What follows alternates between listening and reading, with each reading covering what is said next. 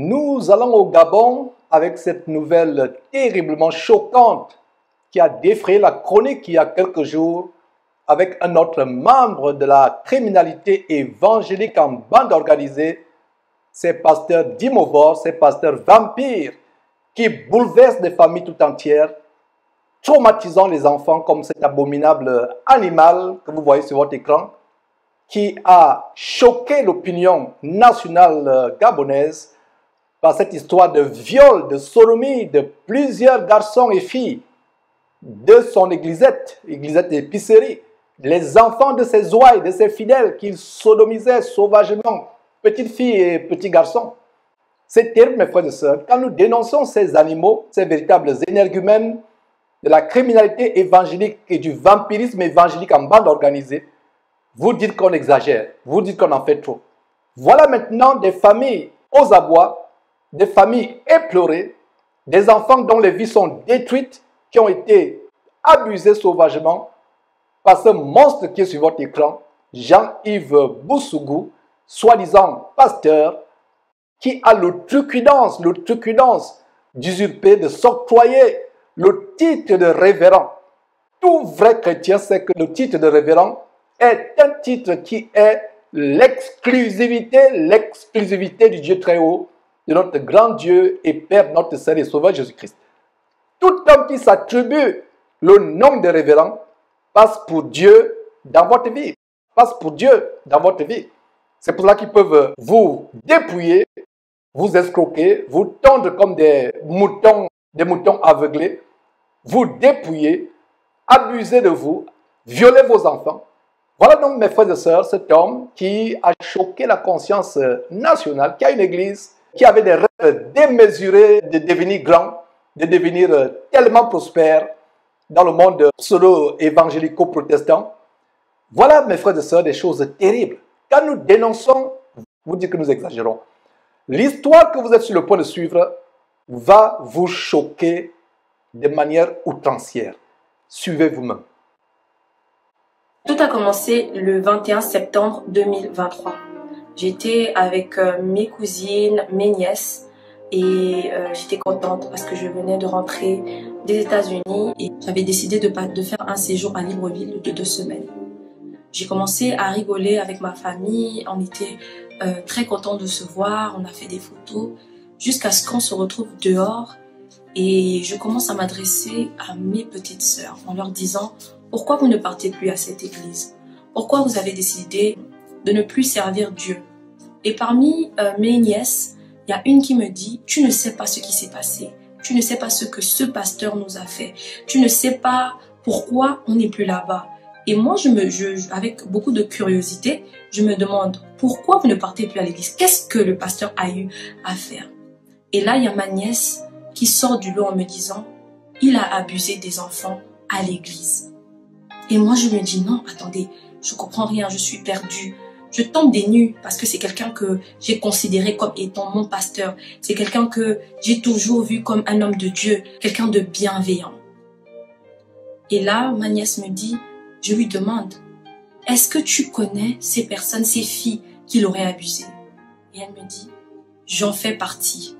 Je fais partie de ces filles-là qui ont été violées par le pasteur. Ce message s'adresse à tous les chrétiens. Je suis chrétienne. Il est hors de question que nous restons dans ces églises, ne sachons pas ce qui se passe avec nos enfants. Il est hors de question que nous envoyions nos enfants pour se faire violer par des pseudo-pasteurs. Ce soir, je parle parce que je suis dégoûtée, je suis outrée du comportement que ce pasteur a eu. Pseudo-pasteur, parce que pour moi, ce n'est pas un pasteur. Nous avons fait confiance en cet homme. Il était comme un frère pour nous, parce que nos mamans l'avaient adopté. Pasteur Jean-Yves Boussougou a toujours été le bienvenu dans notre maison. Nous l'avons servi à manger, à boire. Et en retour, il a eu le courage, le toupet, de violer ma cousine et ma nièce. Et pas que. Il y a eu beaucoup de victimes. Et si une parmi ces victimes, vous me regardez ce soir, n'ayez pas peur, dénoncez. À l'heure actuelle où je suis en train de vous parler, le pasteur Jean-Yves est détenu à la PJ. Il a avoué les faits. Il ne savait pas qu'il était enregistré, mais il a avoué avoir violé ces filles-là. Il a même avoué avoir violé des petits garçons. Aujourd'hui, on parle d'un pasteur. Quelqu'un qui dirige toute une église. Quelqu'un qui est censé rapprocher les gens de Dieu. Il a tué la foi de certaines filles. Aujourd'hui, quand je vous parle, parmi les témoignages que j'ai eu à entendre, il y a une fille qui dit qu'elle ne sait plus comment elle va se rapprocher de Dieu. Elle a peur de parler à des pasteurs. Elle a peur de rentrer dans une église. C'est ça qui est devenu l'église aujourd'hui. Faites attention à vous. Prenez soin de vous. Nous faisons face à un prédateur sexuel. Quelqu'un qui n'a pas eu peur de faire des attouchements à des enfants, soi-disant qu'elles étaient consentantes. Comment un adulte peut avoir ce genre d'expression? Comment un adulte qui réfléchit peut dire que des filles de 14 ans, 16 ans étaient consentantes? Il ne s'arrête pas que là, il sodomise les enfants. Aujourd'hui, nous ne pouvons pas vous dire si c'est simple ou si derrière, il y a des pratiques occultes. Et ce qui me fait le plus mal, c'est qu'il y a des gens, des pasteurs, qui veulent plaider sa cause, soit disant qu'il faudrait qu'il y ait des plaintes qui soient enlevées pour que sa peine soit réduite. Il doit payer pour ce qu'il a fait. Dieu, c'est un Dieu de justice. Sinon, ça ferait de lui un menteur. Nous avons pardonné son acte. Mais nous voulons que justice soit faite. Que justice soit faite pour ma cousine. Que justice soit faite pour ma nièce. Que justice soit faite pour toutes ces filles-là qui ont été victimes des différents vices de ce pasteur-là. Aujourd'hui, je suis outrée parce que je suis chrétienne. Parfois, ne jamais être ébranlée par ce genre de problème, par ce genre de situation. Parce que Dieu, il est fidèle. S'il a permis que nous puissions tomber sur ça, c'est parce qu'il fallait dénoncer. S'il a permis que nous puissions, que ce soit ma famille qui soit touchée par ce problème, c'est parce qu'il fallait que quelqu'un se lève pour pouvoir dénoncer. Jean-Yves Boussougou est un pédophile. Jean-Yves Boussougou n'est pas un vrai pasteur. Je le dis et je le répète. Lorsqu'on est un homme de Dieu, on sert Dieu. Lorsqu'on est un homme de Dieu, on ne sodomise pas les enfants de ses fidèles.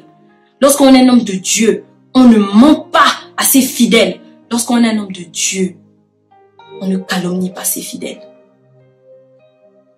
Justice pour toutes les victimes. Justice pour toutes ces personnes qui se sont faites molester, qui se sont faites violer par Jean-Yves Boussougou. Que ce message aille très loin. Je voudrais que vous puissiez partager au maximum. Il est hors de question que justice ne soit pas faite. Il est hors de question que nous puissions cacher dans l'église, cacher les atrocités que nos pasteurs font. Ils ne sont pas des dieux. Ils ne sont que des serviteurs de Dieu. Et quand il faut corriger, il faut corriger. Il ira en prison. Il purgera sa peine et il n'y aura aucune plainte qui sera enlevée. S'il y a des victimes qui regardent cette vidéo, si tu es victime du pasteur révérend, entre guillemets, Jean-Yves Boussougou, et que tu as également été violé par cet homme, Dieu t'interpelle. Si tu veux envoyer un message, envoie un message. Les plaintes sont toujours ouvertes. Il ne fait que recevoir des plaintes. Parce qu'il l'a fait pendant toute sa vie. Et jusqu'à présent, il le fait toujours. Merci.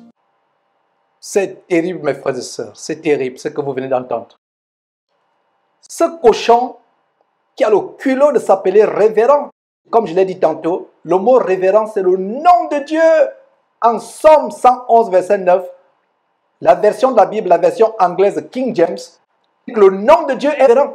Tout homme qui prend le nom de révérend, il aurait fallu pour lui ne pas naître, que de naître et usurper et s'octroyer le titre de révérend. Voilà cet animal qui, comme défense, comme justificatif, pour sa défense, il dit que les enfants étaient consentants, que les enfants aimaient ce qu'ils faisaient, ils étaient consentants. Incroyable! De tout petits enfants, des petits garçons qui sont sodomisés, des petites filles qui sont violées par ce monstre, par ce cochon. Et il a l'outrecuidance de dire qu'ils étaient consentants. Et ce qui est encore davantage choquant, ses complices, ses compères, autant sodomites, autant violeurs comme lui, viennent à sa rescousse, prennent sa défense, le soutiennent. Incroyable! Voilà la preuve de ce que j'ai toujours dit, la criminalité et le vampirisme évangélique en bande organisée.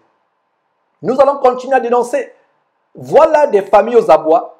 Je suis persuadé que parmi ces enfants, parmi les parents de ces enfants, parmi les parents de ces enfants, il y a ceux qui pensaient que j'exagère.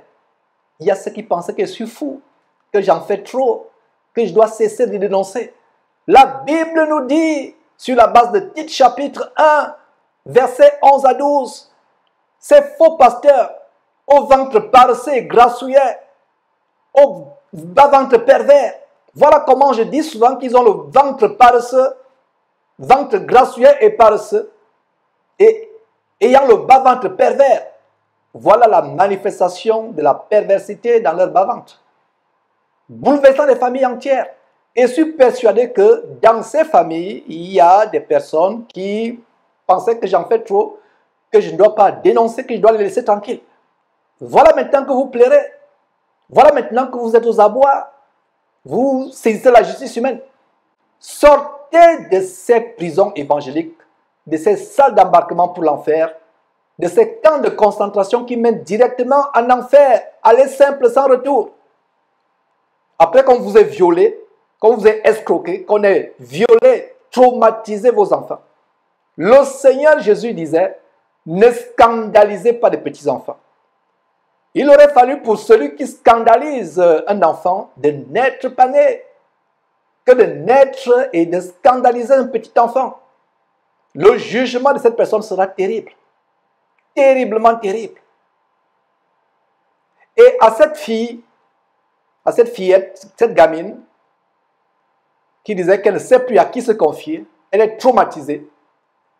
Si tu me suis, jeune fille, et ma prière c'est que tu suives ce message de cette vidéo, c'est pour toi et pour toutes les autres victimes que j'ai décidé de faire cette vidéo. Regarde-moi très bien et écoute ceci.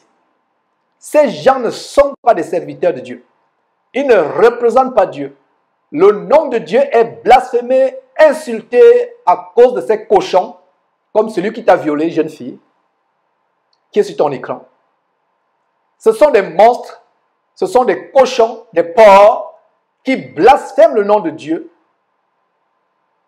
qui font insulter le nom de Dieu parmi les païens. Parler de Christ à un musulman, parler de Christ à un prêtre vaudou, parler de Christ à un franc-maçon, un bouddhiste, il va cracher sur vous. Il va dire, ce Jésus-là que vous suivez, ses serviteurs sont des escrocs, des voleurs, des bandits, des violeurs. Ils font des choses terribles. Jeune fille, écoute-moi, toi et toutes les victimes de cet abominable cochon évangélique, ce n'est pas un pasteur. Ce n'est pas un homme de Dieu. C'est un sataniste. Non seulement ils font ces vices pour assouvir leur perversité animale, cochonnière, mais ils le font aussi pour des rituels. Comme si les sacrifices humains ne suffisaient pas au Gabon, un pays qui est gangréné, qui a le cancer des sacrifices humains, comme si la misère dans laquelle croupit les populations gabonaises, en dépit des ressources immenses de ce pays, comme si cette misère ne suffisait pas, il faut que les pasteurs qui sont supposés prêcher Christ, prêcher la consolation, prêcher le réconfort, l'encouragement malgré les tribulations qu'on peut traverser, au lieu que ces pasteurs prêchent cela, c'est plutôt votre bas-ventre qui leur intéresse. Violent des petits-enfants. Et il a le culot, l'audace de brandir comme défense le fait que les enfants aiment cela, les enfants sont consentants. Voilà pourquoi nous devons les dénoncer. Regardez mes frères et sœurs, dans quel site ce monsieur apparaît? Le site de Top Chrétien. Incroyable. Top Chrétien, pour ne pas dire Shop Chrétien, cette boutique évangélique que vous voyez sur votre écran, topchrétien.com, c'est boutique évangélique, ICC, Casarema, enseignement.com, enseignement.com, EMCI, Top Chrétien pour ne pas dire Shop Chrétien. Voilà les hébergeurs de ces pasteurs évangéliques. Voilà les complices de ces pasteurs évangéliques. J'avais appelé Jérémie Soudril en 2011, lui donnant le bénéfice du doute, dans ma naïveté, pensant qu'il était sincère à ce qu'il faisait, je l'ai appelé pour le sermonner, pour lui dire de cesser d'héberger les violeurs, les bandits évangéliques. Jérémie Soudril d'enseigne-moi.com. Il m'a écouté d'une oreille. Le message de Dieu que je lui ai envoyé est sorti de l'autre oreille. Ces gens qu'ils hébergent sont des criminels, sont des complices. Ces gens sont des criminels. Shop chrétien, top chrétien, des boutiquiers évangéliques, des mercenaires, des oiseaux de même plumage volant ensemble, des complices. Voilà comment top chrétien, pour ne pas dire shop chrétien, des boutiques évangéliques, des facilitateurs de criminalité, de viol, des facilitateurs, des complices, ils devraient aussi répondre de leurs actes en justice parce qu'ils facilitent, ils sont complices. Voilà top chrétien qui héberge ce monstre, ce cochon, pour ne pas dire shop chrétien, parce que c'est des boutiques évangéliques, faisant le lucre avec le nom de Jésus-Christ, qui font des méfaits terribles dans le corps de Christ, amenant les gens à blasphémer contre Dieu, à insulter le nom de Dieu. Voilà ce qui se passe. Nous devons exposer ces choses. Top chrétien d'Éric Sellerier, qui s'est associé avec Pascal Obispo il y a quelques années, pour faire la promotion d'un Jésus homosexuel, d'un Jésus sodomite. Et la sodomie et l'homosexualité vont de pair. La sodomie, l'homosexualité et la pédophilie vont de pair. Voilà top chrétien qui héberge Jean-Yves Boussougo. Voyez mes frères et sœurs, il y a quelques années, cet homme faisait la publicité d'une croisade, nuit de gloire, soirée de gloire, 100 jours de gloire. Voilà leur message. Gloire, gloire, gloire. Les Masolo Tsunasi, Ivan Kastanou, Mamadou Karamburu et autres, ils font la promotion de la gloire Shekinah, la gloire de la Kabbale juive. Nous avons fait une émission exposant leur magie juive, leur Kabbale juive, l'arbre de vie, ou plutôt l'arbre de mort de la Kabbale juive. Nous l'avons exposé avec leur boule de cristal. Ils font la magie, ils parlent de gloire. Ce n'est pas la gloire de la parole de Dieu, c'est la gloire Shekinah. Donc regardez comment ce monsieur parle de 100 jours de gloire. Il annonçait 100 jours de gloire. Suivez vous-même. De ministère Jésus-Christ Espérance des Nations. Je vous invite à la deuxième édition des 100 jours de gloire, édition qui aura lieu du 6 au 11 juillet 2020. Je vous invite à être nombreux pour la communauté gabonaise. Nous planterons là les semences pour l'église de demain. Que le Seigneur vous bénisse et à très bientôt. Voilà.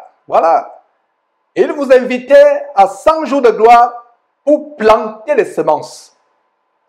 Planter quelles semences? Planter les semences venant de son bas-ventre dans les petites filles et des petits garçons. Voilà les semences qu'il devait planter. Terrible, mes frères et sœurs. Voilà les semences qu'il a plantées dans les parties intimes des petits enfants et des petites filles. Voilà les 100 jours de semences. Et ce monsieur aurait le sida, le VIH. Et certainement, ses enfants sont infectés. Ces enfants, s'ils m'écoutaient, et je prie qu'ils m'écoutent,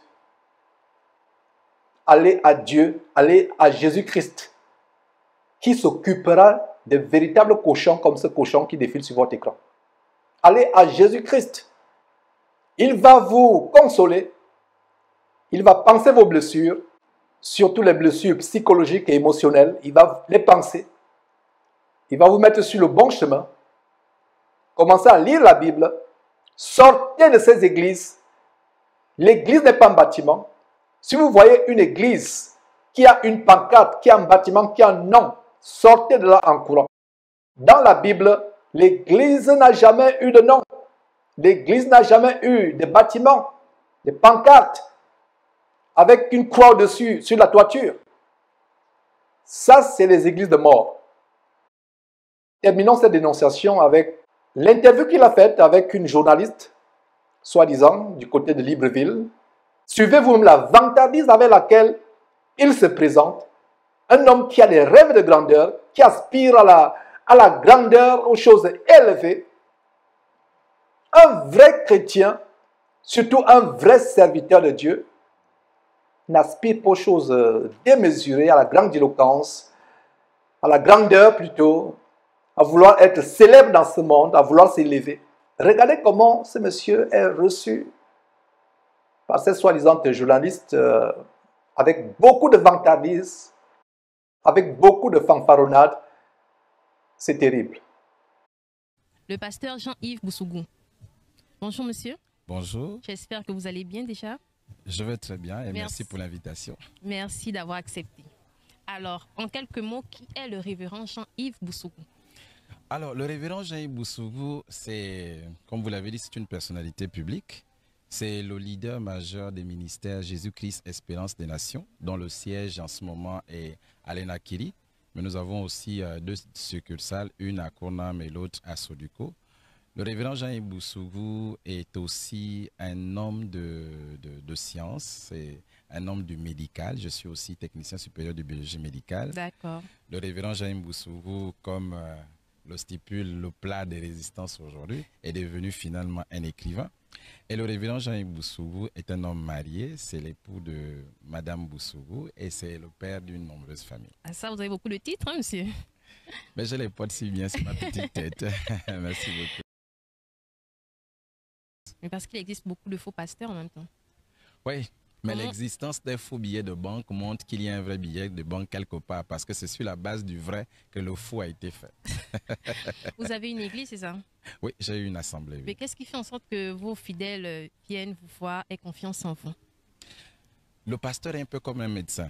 Ce qui fait qu'il y ait beaucoup de patients qui se dirigent vers un médecin, oui. Ce sont ses compétences. C'est sa façon d'organiser son travail. Lorsqu'un médecin est compétent, les gens viennent à lui et trouvent des solutions à leurs maux. Les gens vont toujours arriver. Un pasteur, c'est la même chose. Lorsque les gens trouvent leur compte dans la prédication du pasteur, et surtout lorsque le pasteur marie sa vie à ce qu'il dit, les gens trouvent leur compte et les gens arrivent. Et la relation, comme vous le savez, la confiance entre un patient et son médecin, c'est avec le temps qu'elle se développe. De même aussi, la relation entre un fidèle et un pasteur, c'est avec le temps qu'elle se développe. Je crois que mes fidèles ont confiance en moi parce qu'ils ont eu le temps de me connaître et ils se sont rendus compte que j'étais crédible. Incroyable, mes frères et sœurs, ce que vous venez de suivre. Incroyable. Cette dame ou cette demoiselle, sans s'en rendre compte, a eu la gigote en disant qu'il y a beaucoup de faux pasteurs. Elle ne savait pas qu'elle avait en face d'elle un véritable cochon, un véritable animal qui abusait des enfants. Nous les dénonçons avec la plus grande véhémence. Dans son introduction, sa présentation avec vantardise, avec fanfaronnade, égrenant ses soi-disant accomplissements, il reste séculier. Il dit qu'il est marié à une certaine Madame Boussougou, honte à cette femme, et qu'il a plusieurs enfants. Voilà comment ces enfants, eux aussi, dans le cas où ils n'ont pas été victimes, parce que ces abominables faux pasteurs, soit ils violent leurs propres enfants, soit ils les exposent à d'autres personnes, étant de véritables proxénètes, possédés par l'amour de l'argent. Voilà ce qui se passe, mes frères et sœurs, dans ces camps de mort que nous dénonçons tous les jours. Et on ne se fatiguera jamais, on ne se fatiguera jamais, on ne se fatiguera jamais de les dénoncer. Tant que Dieu, par sa grâce, nous donnera le souffle de vie, nous allons dénoncer avec virulence, avec ténacité, plus que par au passé, ces faux pasteurs qui poussent comme des champignons. Aujourd'hui, pour fuir le chômage, pour fuir l'oisiveté, pour fuir le désœuvrement, on s'improvise pasteur. Et la dame ou la demoiselle lui pose la question vers la fin de l'interview. Qu'est-ce qui fait que les gens viennent vers vous? Vous avez suivi sa réponse. J'espère que le procureur de la République du tribunal de Libreville va faire jouer encore et encore et encore cette interview. Où il donne les qualificatifs d'un bon pasteur. Donc les gens viennent vers eux pour qu'il ait du bétail, pour qu'il ait un harem constitué de fillettes, de petites filles, et non seulement de petites filles, pire encore, plus grave encore, de petits garçons. incroyable. C'est terrible, mes frères et sœurs, ce qui se passe dans le corps de Christ aujourd'hui. Mais la bonne nouvelle, c'est que ce ne sont pas les membres du véritable corps de Christ. Les vrais élus de Dieu sont encore enfermés dans ces mouroirs évangéliques. C'est pour eux que nous faisons ces émissions. Insulter, calomnier, dire n'importe quoi, moquez-vous de nous, insultez-nous, faites n'importe quoi. Nous allons continuer à dénoncer sans relâche. Mes frères et sœurs, l'heure est grave. Sortez de ces mouroirs évangéliques. Sortez de ces abattoirs. Sortez de ces salles d'embarquement pour l'enfer. Vous connaîtrez la vérité. La vérité vous affranchira.